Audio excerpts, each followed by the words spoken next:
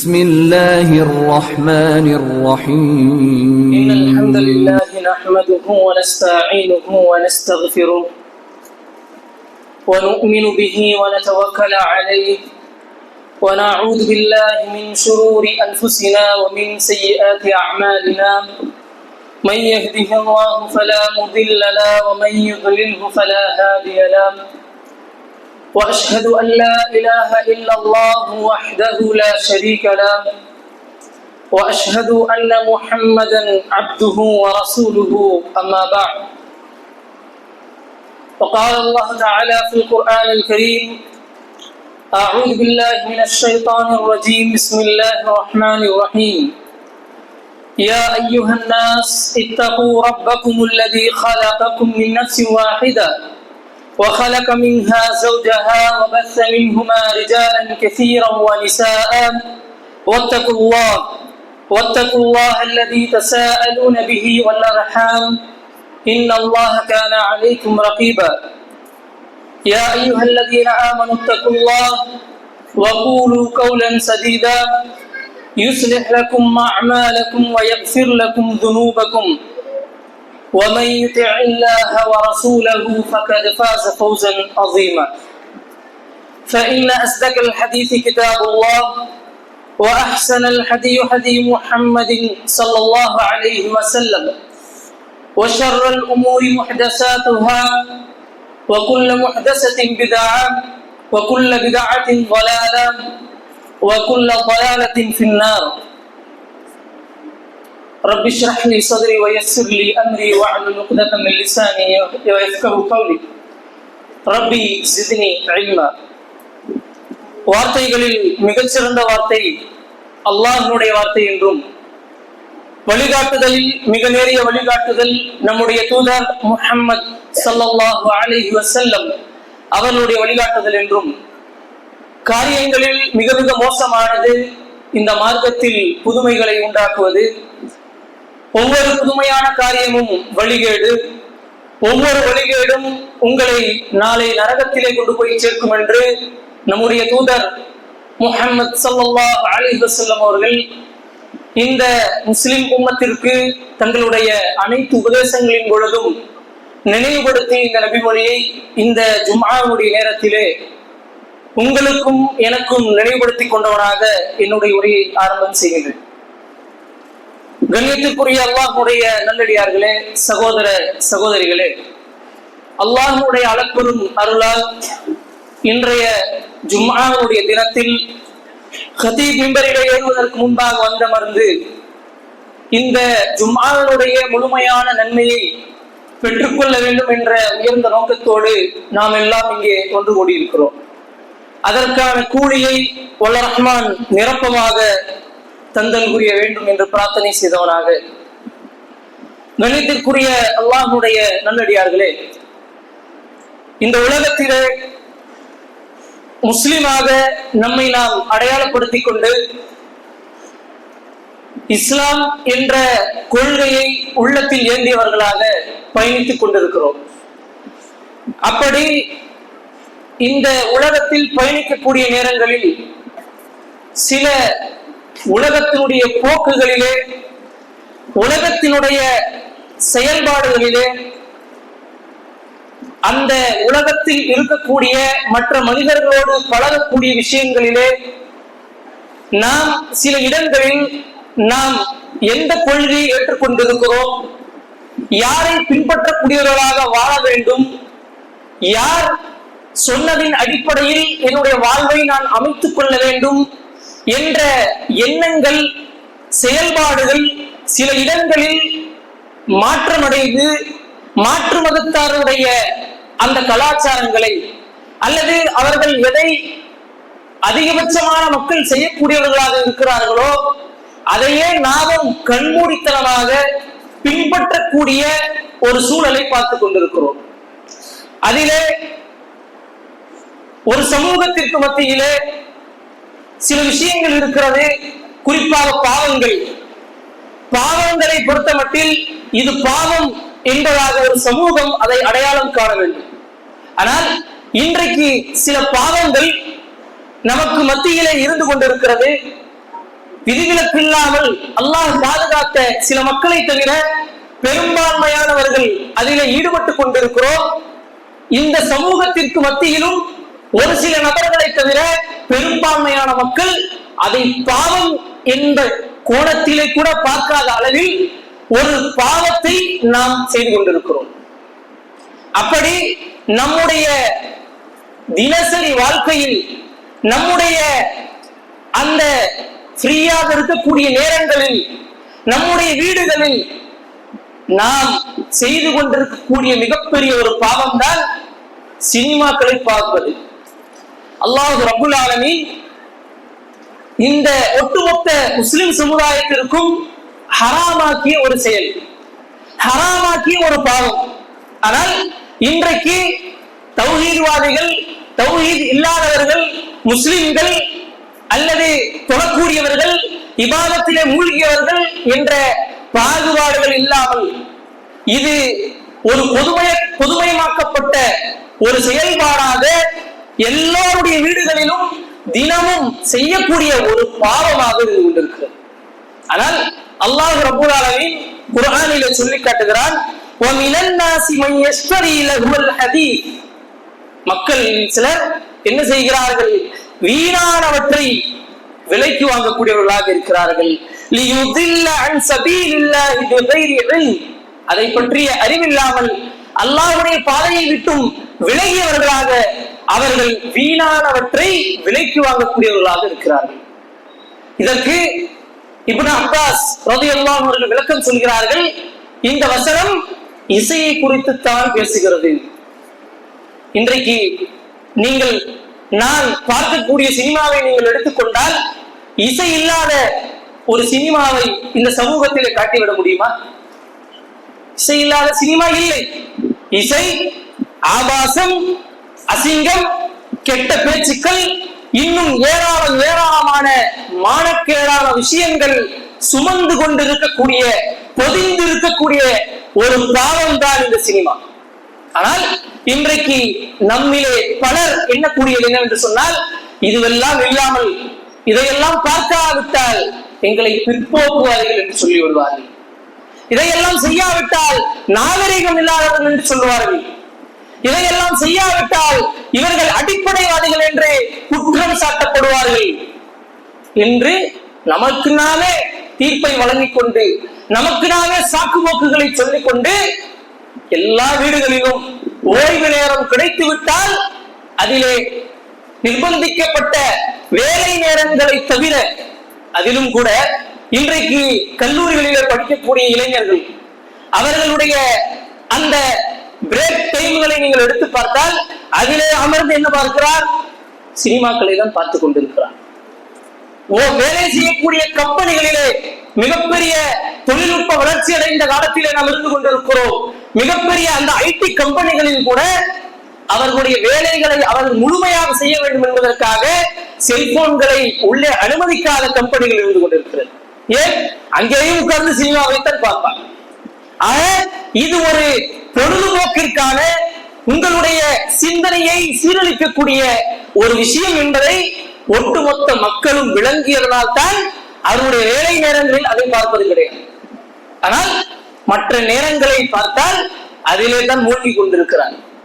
ஆண்களை பார்த்தால் சினிமாக்களில், இன்றைக்கு இருக்கக்கூடிய அந்த ரீல்ஸ்களில், பெண்களை எடுத்துக்கொண்டால் நாடகங்களில், இன்னும் அல்லாஹ் பாதுகாக்க வேண்டும், இளைஞர்கள் நாடகங்களை பார்க்கிறார்கள். கல்லூரியிலே படிக்கக்கூடிய இளைஞர்கள் நாடகங்களை பார்க்கக்கூடியவர்களாக இருக்கிறார்கள்.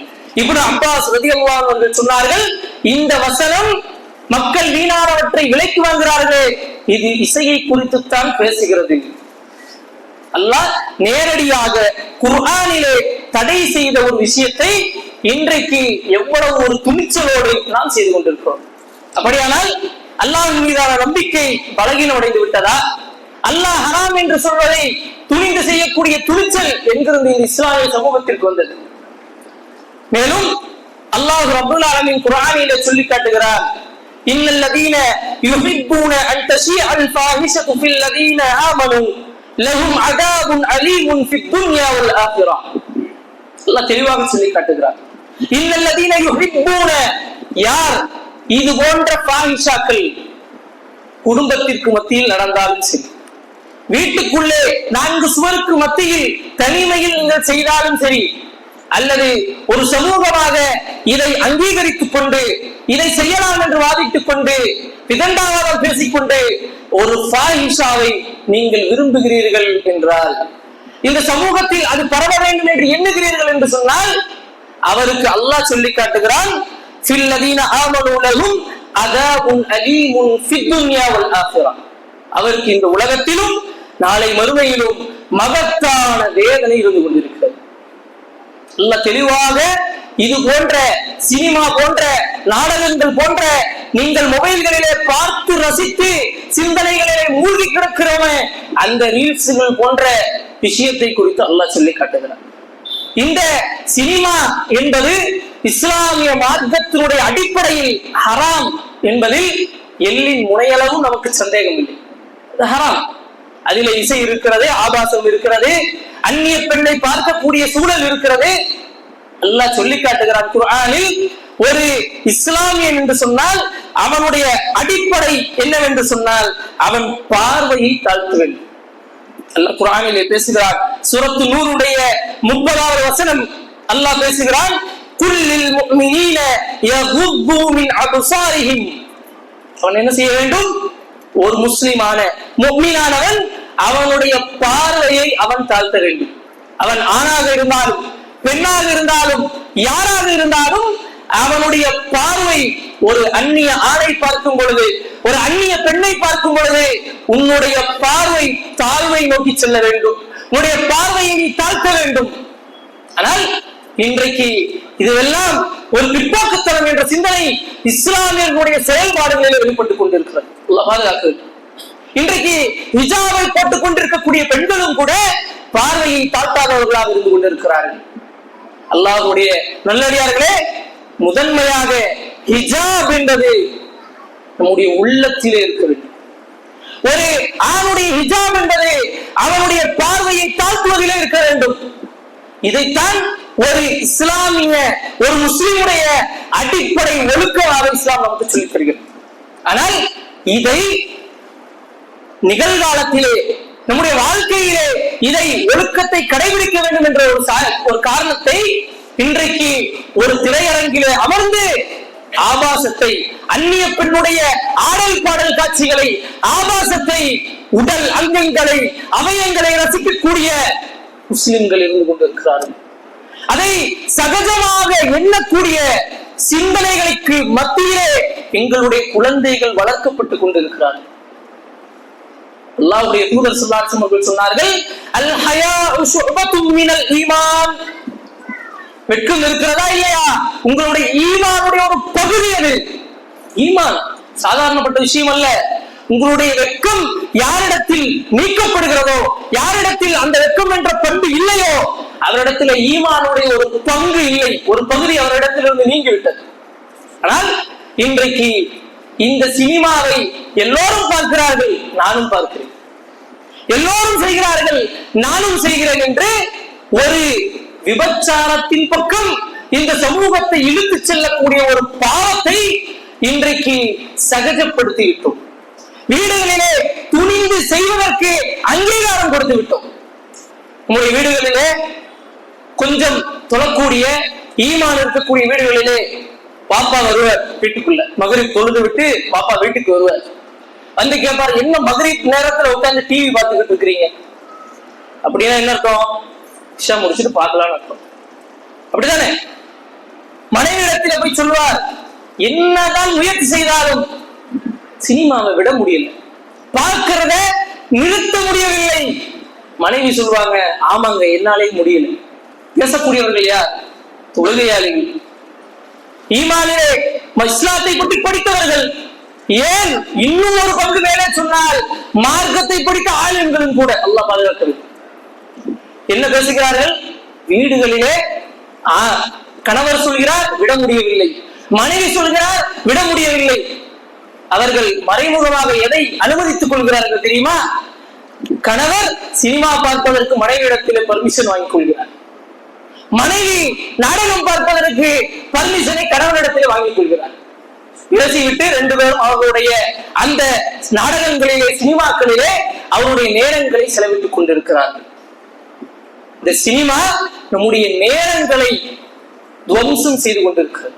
அதுதான் இந்த சினிமா இந்த சமூகத்திற்கு ஏற்படுத்தக்கூடிய முதன்மையான பாதிப்பு. அல்லாஹ்விற்கு செலுத்த வேண்டிய, அல்லாஹ்விற்காக செலவிடப்பட வேண்டிய நேரங்களை ஒரு ஷைத்தானுடைய காரியத்திற்காக, ஒரு கூத்தாடியை பார்ப்பதற்காக, ஆபாச நடனங்களை கண்டுகளிப்பதற்காக, நாடகங்களிலே சொல்லப்படக்கூடிய குடும்ப பிரச்சனைகளை தீர்க்கிறோம் என்ற பெயரில் ஃபித்னாக்களை குடும்பத்தில் ஏற்படுத்தக்கூடிய ஒரு காட்சிகளை இன்றைக்கு சமூகத்திலே பரவலாக நாம் நேரங்களை அதற்காக பயன்படுத்திக் கொண்டிருக்கிறோம். ஆனால் முன் சென்ற சலஃபரினுடைய வாழ்க்கையை நீங்கள் படித்து பாருங்கள், சஹாபாக்களுடைய வாழ்க்கையை நீங்கள் எடுத்து பாருங்கள்.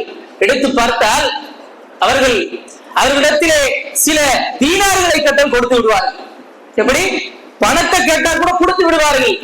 ஆனால் உங்களிடத்திலே ஒரு மணி நேரம் கொடுங்க பேசணும் என்று சொன்னால் அவர்கள் இந்தாங்க இந்த பணத்தை வச்சுக்குங்க, என்னுடைய நேரத்தை விட்டு விடுங்கள் என்று நேரத்திலே கஞ்சத்தனம் காட்டக்கூடியவர்களாக, நேரத்தை முறைமைப்படுத்தக்கூடியவர்களாக, நேரத்தை சரியாக நிர்வாகம் செய்யக்கூடியவர்களாக, அல்லாஹ்வுடைய மார்க்கத்தை படிப்பதிலே செலவழித்தவர்களாக இருந்திருக்கிறார்கள்.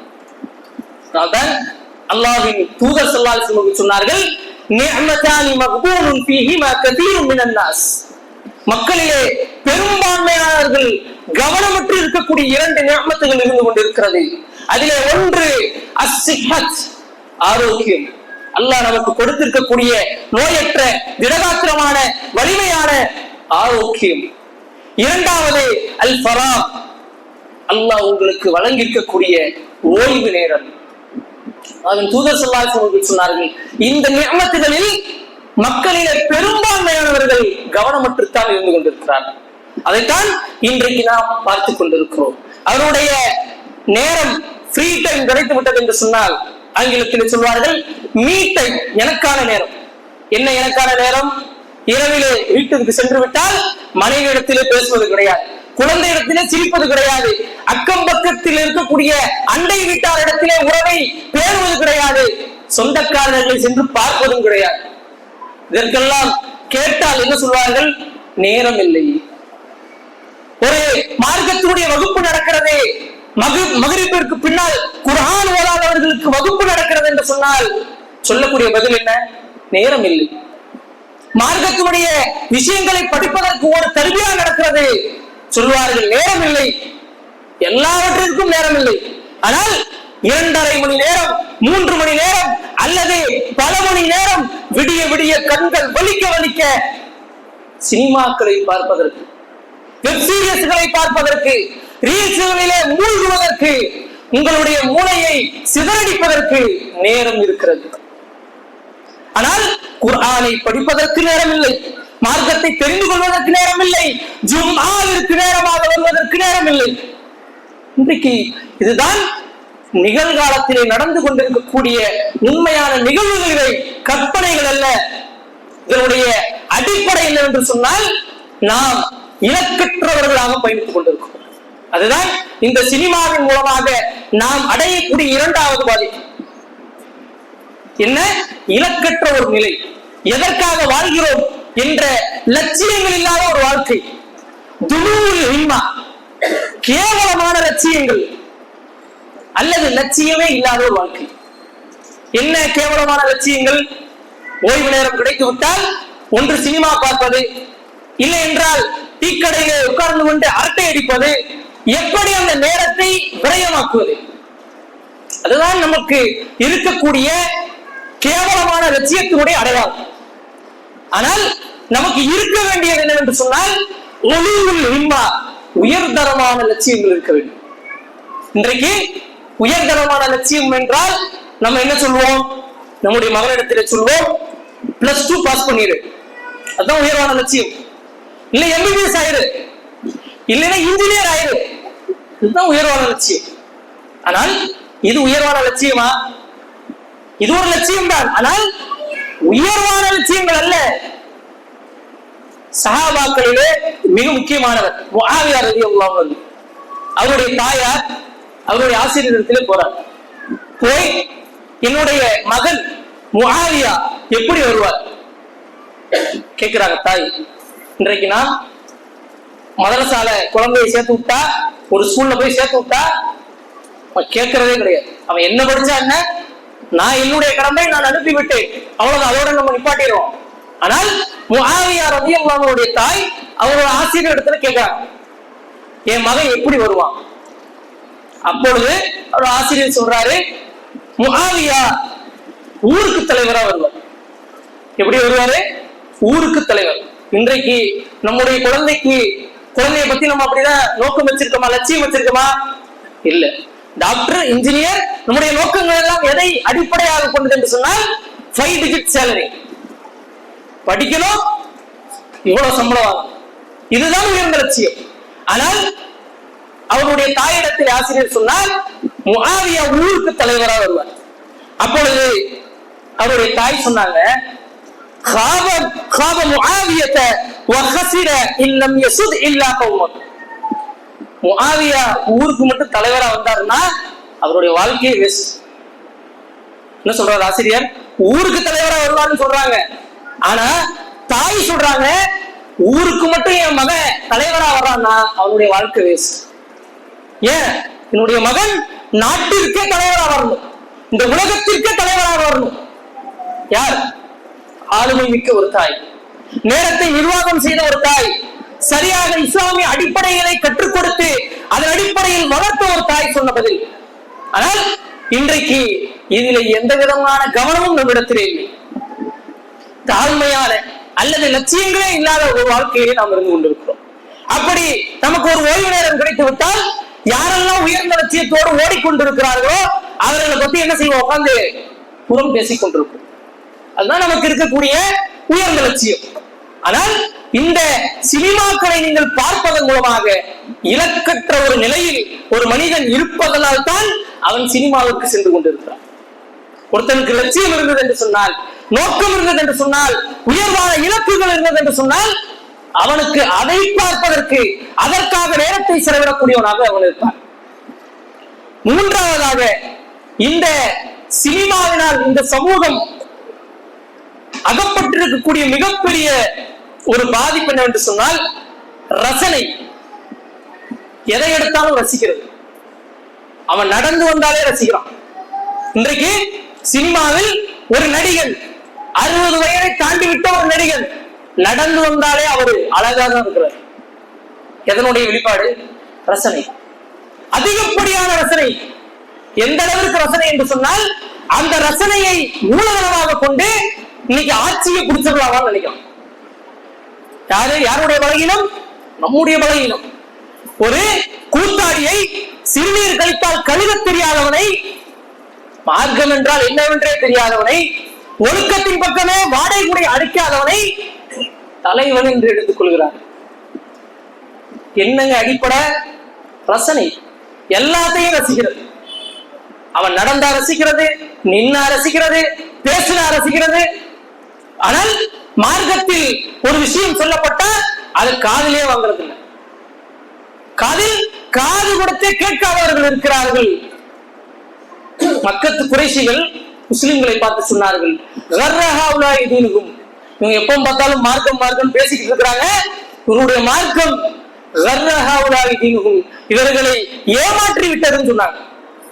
இன்னைக்கு முஸ்லிம்களே சில பேருக்கு இந்த சிந்தனை இருந்து கொண்டிருக்கு. பாதுகாப்பு. இப்ப பார்த்தாலும் இது ஹராமு, அது ஹராமு, இதை செய்யாத, அதை செய்யாத என்று மார்க்கம் பேசுகிறார்கள். இவர்கள் மார்க்கம் என்று ஏமாந்து கொண்டிருக்கிறார்கள் என்ற சிந்தனை இன்றைக்கு அதிகமாகி கொண்டிருக்கிறது. அல்லாஹ் பாதுகாத்த சில மக்களை தவிர பெரும்பான்மையானவர்கள் வெளியில் சொல்லவில்லை. ஆனால் அவருடைய செயல்பாடுகள் நமக்கு காட்டிக் கொண்டிருக்கிறது. மூன்றாவது பாதிப்பு என்னவென்று சொன்னால் அதிகப்படியான ரசனை.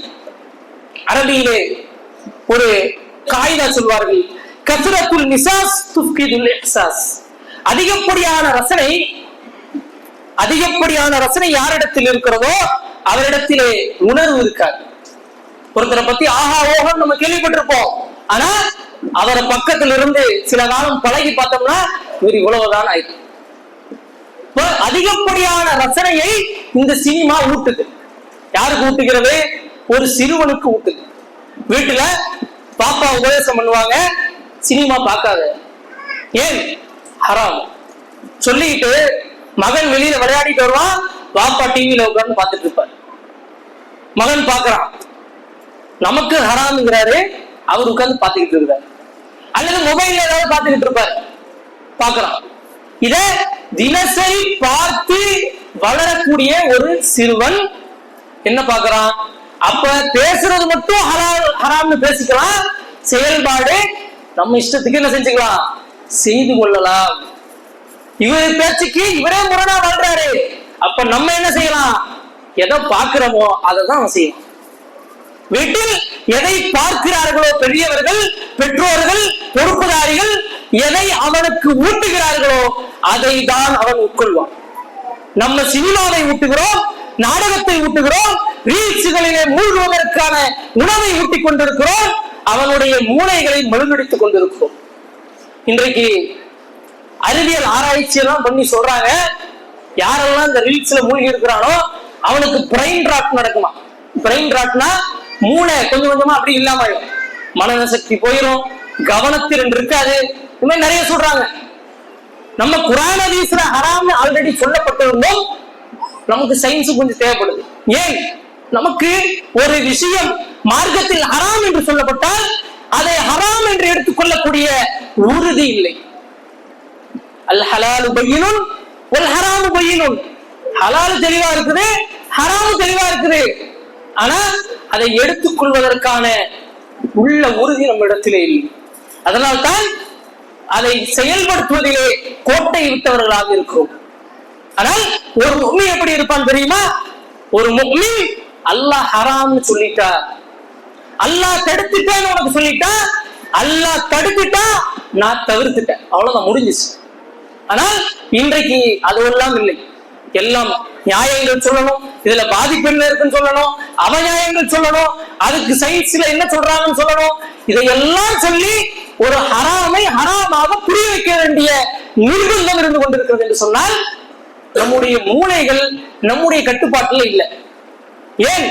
அதிகப்படியான நேரத்தை வீண்வரையும் செய்வது, இலக்கற்ற ஒரு வாழ்க்கை, உயர்வான லட்சியங்கள் இல்லாமல் அதிகப்படியாக திரையிலே தெரியக்கூடியவனை ரசனையிலே மூழ்கிய ஒரு கூட்டத்திலே நாம் வளர்த்துக் கொண்டிருக்கிறோம். நம்முடைய வீடுகளிலே வளரக்கூடிய ஒரு வாலிபனுடைய அந்த சிகை அலங்காரம், அவனுடைய ஆடை அலங்காரம், அவன் உடுக்கக்கூடிய எல்லா விதமான ஆபரணங்கள் எதை நமக்கு வெளிப்படுத்துகிறது? ஒரு நடிகனை வெளிப்படுத்துகிறது. அவன் எப்படி ஹேர் ஸ்டைல் வச்சிருக்கானோ அதே மாதிரி ஹேர் ஸ்டைல் அவன் வைப்பான். ஏன்? அதைத்தான் நாம் அவனுக்கு ஊட்டிக் கொண்டிருக்கிறோம். ஆக அல்லாஹ் ஹராம் என்று சொல்லிவிட்டால் ஒரு முஃமினுடைய நிலைப்பாடு என்ன? சமிஅனா, கேட்டோம், வ அத்தஅனா, கட்டுப்பட்டோம். அதுதான் ஒரு முஃமினுடைய நிலைப்பாடு. அதை விட்டுவிட்டு லாஜிக்குகளை பேசிக்கொண்டு, விவாதங்களை போட்டுக்கொண்டு, விதண்டாவாதங்களை நியாயப்படுத்திக் கொண்டு சினிமாவை ஹலாலாக்குவதற்கு சிலர் முயற்சிக்கிறாங்க. இன்னைக்கு இதுல எந்த அளவுக்கு மக்கள் போய்கிட்டாங்கன்னா, இஸ்லாமிக் சினிமா அப்படின்னு ஒண்ணு ஆரம்பிச்சிருக்காங்க. இஸ்லாமிக் சினிமானா என்னப்பா அப்படின்னா, இஸ்லாம் சொல்லக்கூடிய அந்த ஹதீஸ்களில் வந்த வரலாறுகளில் இருக்கக்கூடிய செய்திகளை என்ன செய்யறாங்களா, மக்களுக்கு எளிமையா கொண்டு போய் சேர்க்கிறாங்க. இதை விட ஒரு பெரிய ஃபித்னா இந்த சமூகத்திற்கு இருக்காது. ஒருவர் சொல்றாரு, இன்னொரு மனிதருக்கு உபதேசம் செய்யறாரு. அப்ப அவர் சொல்றாரு, ஹசனுடைய கனவுன்னு ஒரு வீடியோ இருக்கா இல்லையா, அதை பார்த்து கூட நீ தொழு வரலைன்னா என்னப்பா? மெசேஜ்ல ஒரு படம் இருக்கா இல்லையா, அதை பார்த்து நீ ரசூல் ஸல்லல்லாஹு அலைஹி வஸல்லம் வாழ்க்கையை படிச்சுக்க. அப்ப ரஹீகுல் மக்தூம் இருக்கு, ஹதீஸ் கிதாபுகள் இருக்கு. அப்போ இஸ்லாமிய சினிமா என்று சொல்லிக்கொண்டு ரூட்டை மாத்திக்கிட்டு இருக்கான் சைத்தான். சைத்தானுடைய நோக்கம் என்ன? அல்லாஹ் சொல்லுகிறான், உலகது கர்ரம்னா பனி ஆதம், நம் ஆதமுடைய மக்கள் என்ன செஞ்சிருக்கோம்? சங்கைப்படுத்தி இருக்கிறோம் என்று சொன்ன அல்லாஹ்விடத்திலிருந்து கேவலப்படுத்தி இறக்கியவன் சைத்தான். அவன் இந்த வழியில நீங்க கெட முடியலையா, உங்களை வழியெடுக்க முடியவில்லையா, உங்களை அவமானப்படுத்த முடியவில்லையா, அவன் வேற ரூட்டுக்கு போவான். அதுல ஒரு ரூட்டு தான் என்ன? இஸ்லாமிய சினிமா. இசை ஹராமுங்க, இந்த வசனத்திலே நாம் முன் சொன்ன வசனத்திலே இப்னு அப்பாஸ் ரலியல்லாஹு அன்ஹுடைய விளக்கத்தை முன் வச்சு நம்ம சொன்னோம்னா சில மக்கள் சொல்றாங்க, இசை இல்லாட்டி வாழ்க்கையே ஒரே போரா இருக்குங்க. இசை இல்லாட்டி ஒரே போருங்க. இன்னைக்கு கோயம்புத்தூர்ல நடக்கக்கூடிய பல மியூசிக் கான்சர்ட்டுகள்ல முதல் ஆளா டிக்கெட் வாங்குறது யாருன்னா நம்முடைய இஸ்லாமிய இளைஞர்களும் இளைஞர்களும். ஹிஜாப போட்டுட்டு தியேட்டருக்கு போகக்கூடிய பெண்களை நாம் பார்க்கிறோமா இல்லையா? அப்போ ஹிஜாபு தெரிந்த அளவிற்கு இசை ஹராம் என்ற கல்வி அவர்களுக்கு போய் சேரல. வீடுகளில் அதை நடைமுறைப்படுத்தல. வீடுகளில் இந்த பாவங்கள் இயல்பாக்கப்பட்டு விட்டது. யார் இப்படி இந்த ஃபாஹிஷாக்களை இயல்பாக்குகிறார்களோ அவர்களுக்குத்தான் அல்லாஹ் சொன்னா இந்த உலகத்திலும் நாளை மறுமையிலும் அவர்களுக்கு மிகப்பெரிய ஒரு வேதனை இருந்து கொண்டு. ஆக இது போன்ற ஃபாஹிஷாக்கள் நாம் நம்முடைய குழந்தைகளுக்கு போகாம பார்த்துக்கணும். நம்ம பார்த்து பழகி அதிலிருந்து விடுபட முயற்சி செய்ய வேண்டும். அது மட்டுமல்லாமல் அடுத்த தலைமுறை ஆளுமை மிக்க தலைவர்களாக அவர்கள் வர வேண்டும் என்று சொன்னால், இஸ்லாத்தை புரிதலோடு அணுகக்கூடியவர்களாக அவர்கள் மாற வேண்டும் என்று சொன்னால், இந்த சினிமா அவன் வாழ்க்கையில இருக்கக்கூடாது. அவனுக்கு உயர்ந்த லட்சியங்களை போதிக்க வேண்டும். அவனுக்கு நேர நிர்வாகத்தை கடைபிடிக்கிறவனுக்கு சொல்லித்தர வேண்டும். அதை விட்டு சினிமாக்களை போட்டு 2 மணி நேரம் தானே என்று உட்கார வைத்து ஒவ்வொரு நாளும் பல மணி நேரங்களை நாம் இந்த மானக்கேடான ஜினாவின் பக்கம் கொண்டு செல்லக்கூடிய சினிமாக்களிலே செலவழித்துக் கொண்டிருக்கிறோம். ஒரு மனிதன் சராசரியா வாழக்கூடிய வாழ்க்கை எவ்வளவுங்க? 60 வருஷம். அதிலே அவன் தூங்கக்கூடிய நேரம், உழைக்கக்கூடிய நேரம், ஓய்வெடுக்கக்கூடிய மற்ற காரியங்களிலே இருக்கக்கூடிய நேரம், இதெல்லாம் கழிச்சுட்டு பாத்தீங்கன்னா இபாதத் செய்வதற்கு, சமூக பணிகள் செய்வதற்கு, மார்க்கத்தை படிப்பதற்கு அவனுக்கு இருக்கக்கூடிய நேரம் எவ்வளவு தெரியுமா? 5-6 வருஷம் கூட இருக்கு. ஆனால் அந்த 5-6 வருஷங்களை கூட இந்த சினிமா எடுத்துக்கொள்கிறது. இதைத்தான் நாம் பார்த்து கொண்டிருக்கிறோம். அது மட்டுமல்லாமல் அதிகப்படியான அனுதாபங்களை இந்த சினிமா நமக்கு உண்டாக்கு.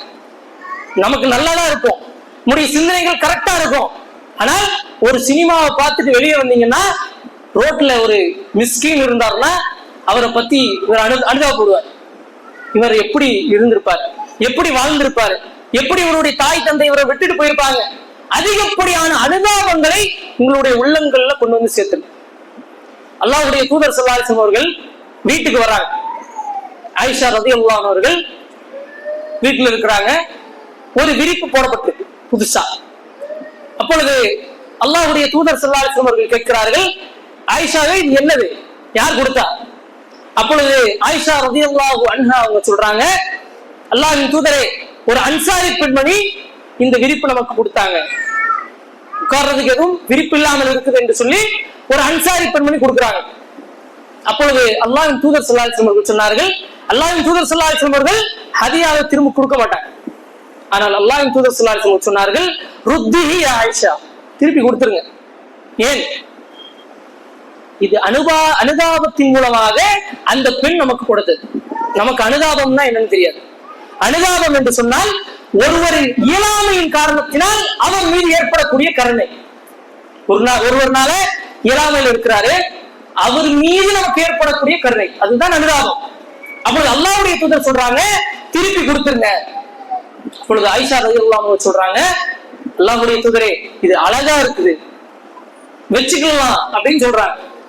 அல்லாஹ்வுடைய தூதர் சொன்னாங்க, ருத்திஹி வ ருத்திஹி, திருப்பி கொடுத்துருங்கன்னா கொடுத்துருங்க தான். திருப்பி கொடுத்தாங்க. கொடுத்ததுக்கு பின்னாடி அல்லாஹ்வுடைய தூதர் சொன்னாங்க, அல்லாஹ்வின் மீது சத்தியமாக அல்லாஹ் நாடி இருந்தார் என்று சொன்னால் உலகு மலையளவு தங்கத்தை என்னுடைய வீட்டிலே இறக்கி இருப்பார்.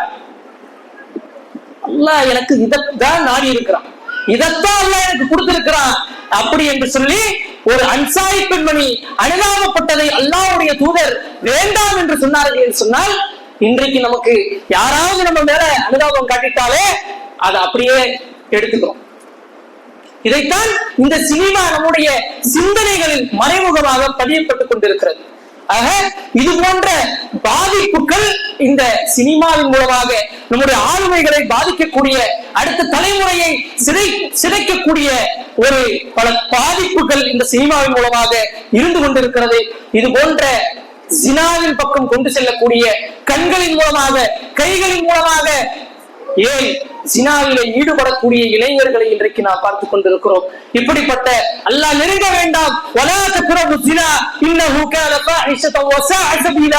என்று அல்லாஹ் தடுத்த, நெருங்காதீர்கள் என்று சொன்ன ஜினாவை எங்களுடைய குழந்தைகளுக்கு நாம் ஊட்டிக் கொண்டிருக்கிறோம்.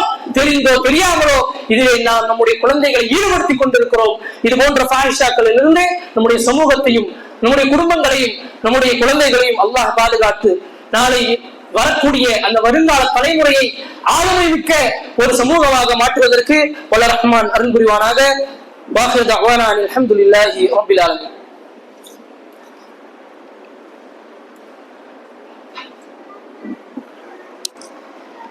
இன்னல் ஹம்தலில்லாஹ் நஹ்மதுஹு வ நஸல்லி அலா ரசூலில் கரீம். அம்மா பஅத். கண்ணியத்திற்குரிய அல்லாஹ்வுடைய நல்லடியார்களே, சினிமாவின் மூலமாக இந்த சமூகத்திலே ஏற்படுத்தப்பட்டிருக்கக்கூடிய மிகப்பெரிய பாதிப்புகளை குறித்த சில செய்திகளை நாம் பார்த்தோம். அதிலே மிக முக்கியமாக மக்களுக்கு மத்தியிலே இருக்கக்கூடிய ஒரு சிந்தனை என்னவென்று சொன்னால், சினிமாவில உபதேசம் சொல்றானா இல்லையா? சினிமா உபதேசம் சொல்கிறது, நல்ல விஷயங்கள் சொல்கிறது. உதாரணமாக சினிமாவில் தாயிடத்தில் எப்படி நடந்து கொள்வது உபதேசம். குர்ஆனும் சொல்கிறது தாயிடத்தில் எப்படி நடந்து கொள்ள வேண்டும் என்பதாக. இரண்டும் ஒன்றா? இல்லை. சினிமாவில என்ன சொல்வார்? முதல் காட்சியிலே தாயிடத்திலே எப்படி நடந்து கொள்ள வேண்டும். அடுத்த காட்சி நடிகையோடு ஆடிக்கொண்டிருப்பான். அடுத்த காட்சி ஆபாச வசனத்தை பேசிட்டு இருப்பான். அடுத்த காட்சி செய்யக்கூடாத ஒரு காரியத்தை செஞ்சுக்கிட்டு இருப்பான். அடுத்த காட்சி இன்னொரு பாடலுக்கு நடனம் ஆடிட்டு இருப்பான். அடுத்த காட்சி உணவுபூர்வமான ஒரு சென்டிமெண்ட் காட்சி வச்சு முடிச்சிருவான். இப்போ உங்களுக்கு சினிமா பார்த்துட்டு நீங்க வெளியே வரீங்க, உங்களுக்கு உபதேசம் கிடைச்சிச்சா? பாவங்களை செய்வதற்கான சிந்தனைகள் கிடைச்சிச்சா? ஆனா குர்ஆன் அப்படி இல்லை. குர்ஆன் தாயை நேசிக்க வேண்டும் என்று சொல்லும், தாய்க்கான சட்டங்களை சொல்லும், தாயிடத்தில் எப்படி நடந்து கொள்ள வேண்டும் என்று சொல்லும். அதனால் நீ சிறுக்கு வைக்காமல் வாழ என்று சொல்லும், அதனால் உனக்கு சொர்க்கம் கிடைக்கும் என்று சொல்லும். ரெண்டும் ஒரே உபதேசமா? ஆனால் இன்றைக்கு சொல்கிறார்கள் சில மக்கள், உபதேசம் சொல்றான். குர்ஆனை விட மிகச்சிறந்த உபதேசம் இந்த உலகத்திலே இல்லை.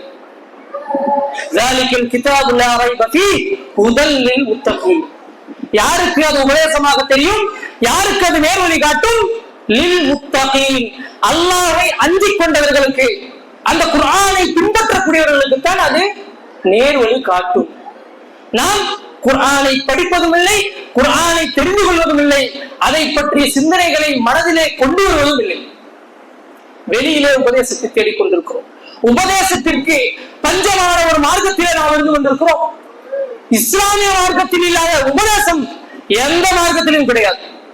குர்ஆன் சொல்லாத ஒரு உபதேசத்தை வெளியிலே ஒரு மதமோ ஒரு மனிதனோ சொல்லிவிட்டார் என்று உங்களால் கைகளை காட்டிவிட முடியுமா? முடியாது. குர்ஆன் தான் உபதேசங்களிலே சிறந்த உபதேசம்.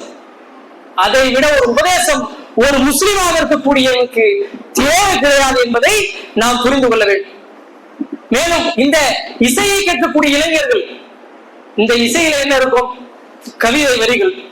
கவிதையிலே அந்த அழகான கோர்வையான வரிகளை கொண்டு கவிதையை எழுதி வைத்து பேக்ரவுண்டில் மியூசிக்கை போட்டு ஒரு பாடலை அவர்கள் பாடியிருப்பார்கள். அல்லாஹ் ரப்பல் ஆலமீன் குர்ஆனில் சொல்லி காட்டுகிறார், வமா அல்லம்னாஹு ஷிஅர வமா யன்பகி லஹு. அல்லாஹ்வுடைய தூதரை பற்றி சொல்லி காட்டுகிறார், அவருக்கு நாம் கவிதையை கற்றுக் கொடுக்கவும் இல்லை, வமா யன்பகி லஹு, அது அவருக்கு பொருத்தமும் இல்லை என்று அல்லாஹ் சொல்கிறார். மேலும் கவிஞர்களை பற்றி அல்லாஹ் சொல்லி காட்டுகிறான், அலம் தா அன்னஹும் ஃபீ குல்லி வாதின் யஹிமூன். கவிஞர்கள் எப்படிப்பட்டவர்கள் தெரியுமா? அவர்கள் ஒவ்வொரு பள்ளத்தாக்கிலும் இறங்கி இறங்கி ஏறிக்கொண்டிருப்பார்கள் என்று சூரத்து ஷுஅராவிலே அல்லாஹ் பேசுகிறார். ஒண்ணு இல்லைங்க, அது வேஸ்ட் என்று அல்லாஹ் சொல்லுகிறார். ஆனால் இன்றைக்கு அந்த கவிதை வரிகளை உள்ளத்தில் ஏந்தியவர்களாக, அல்லாஹ்வுடைய வசனங்களை ஏந்தாதவர்களாக ஒரு தலைமுறையை நாம் உருவாக்கி கொண்டிருக்கிறோம். ஒரு சினிமாவோட பாட்டு வந்துச்சுன்னா எல்லா மக்களுக்கும் நாவிலே முறுமுறுக்கக்கூடிய அந்த நிலை இருந்து கொண்டிருக்கிறது. ஆனால் அல்லாஹ்வுடைய திருநாமங்களில், அல்லாஹ்வுடைய பெயர்களில் ஒரு 20 பேரை சொல்லுங்கன்னு சொன்னா தெரியாது. ஏன்? எதை நாம் நம்முடைய உள்ளத்திற்கு நம்முடைய சிந்தனைகளுக்கு அதிகமாக எடுக்கிறோமோ அதுதான் உள்ளத்திலே இருக்கும். இந்த இசையை இன்றைக்கு நாம் சர்வ சாதாரணமாக எடுத்து அதன் மூலமாக இந்த சமூகம் விபச்சாரத்தை பொதுமயமாக்கப்பட்டு விபச்சாரம் என்பது இதுவெல்லாம் சினிமா விபச்சாரம் இல்லை என்று வாதிடக்கூடிய ஒரு சிந்தனை பிறழ்வுகளை இன்றைக்கு நாம் சமூகத்திலே பார்த்து கொண்டிருக்கிறோம். இப்படி யார் தன்னுடைய குடும்பத்திலே தன்னுடைய வீடுகளிலே தன்னுடைய பொறுப்பில் இருக்கக்கூடிய மக்களுக்கு மத்தியிலே இது போன்ற ஃபாஹிஷாக்கள் சினிமா நாடகங்கள் வீழ்ச்சிகள் போன்ற ஆபாசங்கள் செய்வதற்கு அனுமதி கொடுக்கிறார்களோ அவருடைய நிலையை பற்றி அல்லாஹ்வின் தூதர் ஸல்லல்லாஹு அலைஹி வஸல்லம் அவர்கள் சொன்னார்கள், ஸலாஸத்துன் 3 நபர்கள் கது ஹர்ரமல்லாஹு அலைஹிமுல் ஜன்னah அவர்களுக்கு அல்லாஹ் சொர்க்கத்தை ஹராமாக்கி விட்டார். யார் அந்த 3 நபர்கள்? அதிலே ஒரு நபர் யார் தெரியுமா? அத்தையூஸ். தையூஸ் என்றால் தன்னுடைய குடும்பத்திலே இது போன்ற ஃபாஹிஷாக்கள் நடப்பதை அனுமதித்து அதை செயல்படுவதற்கு தூண்டுகோலாக இருந்த ஒரு ஆண் அல்லது ஒரு பொறுப்புதாரி அல்லது ஒரு பெண். யார் ஃபாஹிஷாக்கள் அவர்களுடைய குடும்பங்களிலே சமூகத்திலே நடப்பதற்கு துணையாக இருந்து கொண்டிருக்கிறார்களோ அப்படிப்பட்ட தையூசுகளுக்கு அல்லாஹ் சொல்கிறான், ஹர்ரமல்லாஹு அலைஹிமுல் ஜன்னah அவர்களுக்கு அல்லாஹ் சொர்க்கத்தை ஹராமாக்கி விடுவான். நீங்கள் எவ்வளவு விவாதத்தை செய்தாலும் எவ்வளவு மார்க்கத்திலே பேணுதல் உள்ளவர்களாக இருந்தாலும் அல்லாஹ் உங்களுக்கு திட்ட தெளிவாக சொன்ன விஷயம்தான் சொர்க்கம் உங்களுக்கு ஹராம். அப்படியானால் சொர்க்கத்திற்கு செல்வதுதான் நம்முடைய லட்சியமாக இருந்து கொண்டிருக்கிறது. அதற்காகத்தான் நம்முடைய வாழ்க்கையை அர்ப்பணித்துக் கொண்டிருக்கிறோம்.